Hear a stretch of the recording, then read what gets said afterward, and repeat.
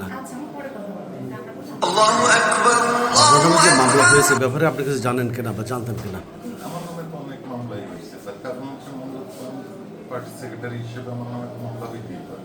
আচ্ছা, মামলা হয়েছে, আপনি তো জানেন যে যাদের নামে যারা আসামি ব্ল্যাক লিস্টেড হবো এটা তো আমি আশা করি নাই।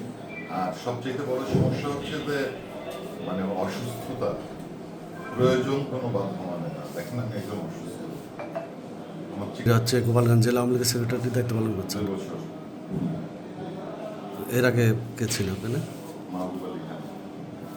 জি, আপনার ভিসা কি? Medical visa.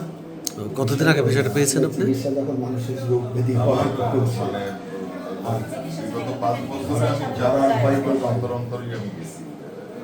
আপনি কী রোগে আক্রান্ত? হ্যাঁ, আপনি কী রোগে আক্রান্ত? আমি পার্কিনসন রোগে আক্রান্ত। আমার মানে স্পাইনাল কর্ডের সমস্যা আছে, চারটে ডিস্কে না পাঁচটা ডিস্কে যেন মারাত্মকভাবে ক্ষতিগ্রস্ত। আমার লিভারের প্রবলেম আছে।